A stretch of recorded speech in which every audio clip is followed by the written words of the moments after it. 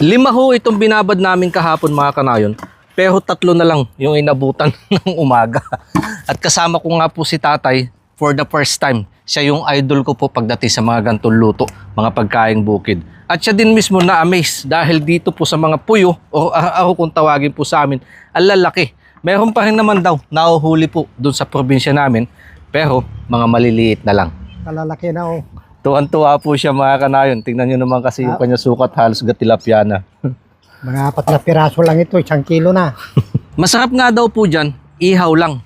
Kaya si tatay na po ang in charge. Ako na maghahanap na po ng gulay para mayroong pampares.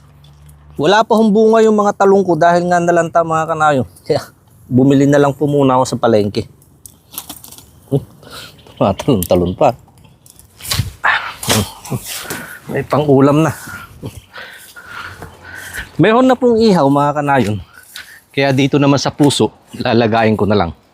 Ilang araw pa lang po kasi sila dito. Kaya nahihirapan pa sila mag-adjust sa mga pagkain ng Thai. Sinasanay muna natin ng paunti-unti. At syempre, iba na din po kasi yung pakiramdam na yung maging guest ko dito sa aking kusina. Yung kung saan ako nagmula, yung mga pagkain bukid nga po na aking kinamulatan. Sila ho ang nagpatikim sa akin. At ngayon, dala-dala ko hanggang paglaki. So, ihiwalay muna yung ulo sa laman.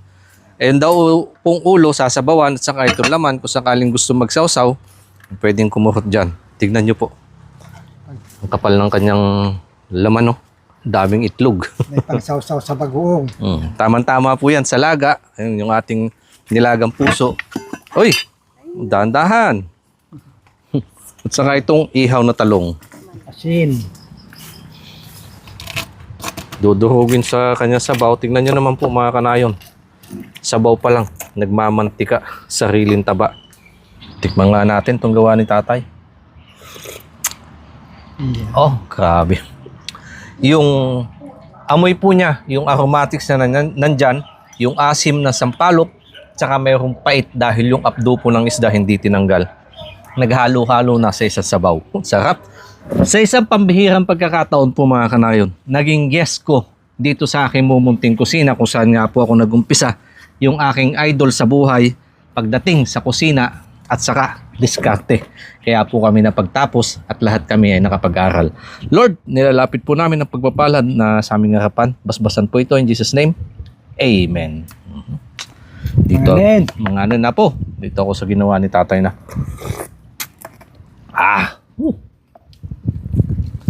Lasap, ang sarap.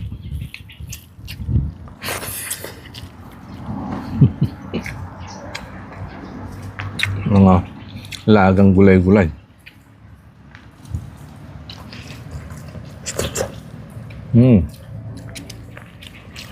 Kaunting kwentuhan ho muna tayo mga kanayon. Sa edad na 73 years old, ito nga po yung unang pagkakataon na makabiyahe siya ng ibang bansa. Salamat kay Kanayon. At sa aking mga kapatid sa pagtutulungan. Matagal na ho namin itong pinaplano. Pero si tatay ho kasi, sa dami nila magkakapatid, putok sa buho. Ibig sabihin, mga walang birth certificate. So ang tagal ho namin nilakad. Bago pa ho mag-pandemic, nilalakad na namin yung birth certificate niya. Sa pagtutulong-tulong ng aking mga anak. Yan, maayos din. Kay Yeah. Renan, kay Uje, kay Rhea, kay Kanayon. Pinagtulong-tulungan nila para makarating ako dito sa Thailand.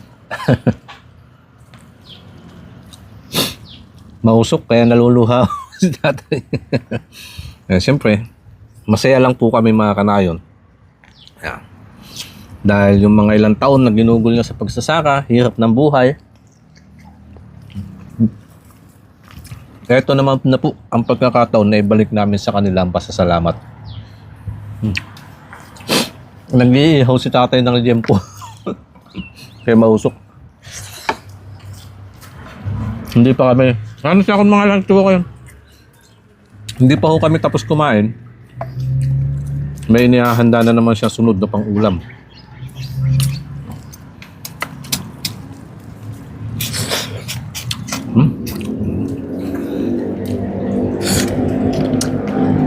Ang sarap.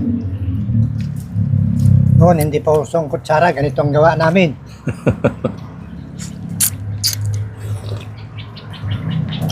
Higop.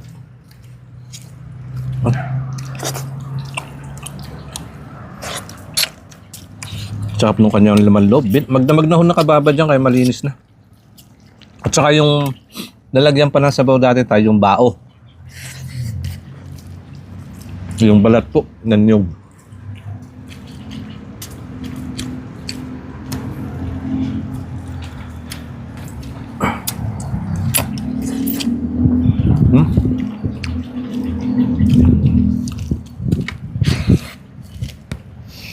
Ganito po ang mga pagkain na pinamulat nila sa amin.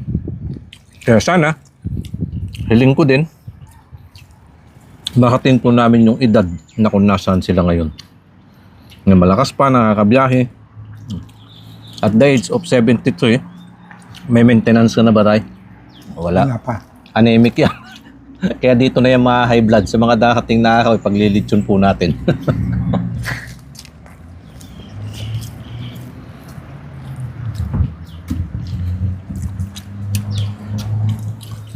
Kasi ngayon po hindi pa sila masyado sa mga Thai food.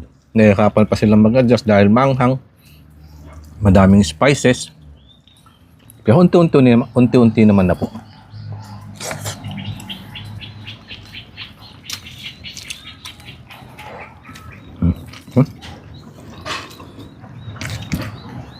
Solve na naman ang ulam.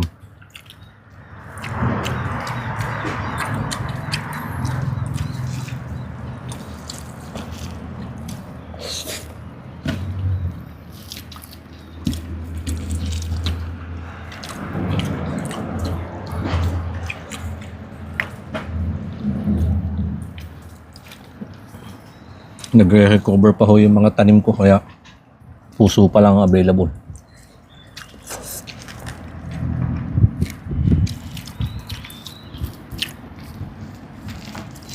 Yung isang linggo ho sana na paglilinis ko dito sa likod bahay, natapos ho namin ng 2 araw lang dahil nandito si tatay.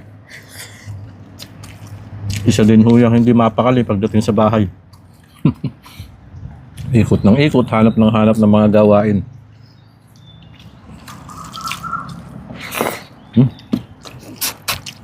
Sarap. Baka may gusto kong sabihin tayo sa mga kanayon natin dyan na tumatangkilik, nakakasubaybay bago natin tapusin ang video. Mga kanayon sa Facebook, lagi nating tatandaan. Ang ulam na ang pagluluto ni kanayon, lagi nating tangkilikin dahil ito ang nakakapag-atin sa atin ng mahabang buhay. Maraming salamat po mga kanayon sa inyong patuloy na pagtangkilik. Dito na ho namin tatapusin ang aming mumunting hantog. Kita-kits po sa mga susunod naming upload with Lolo Boy. Kain po tayo mga kanayon.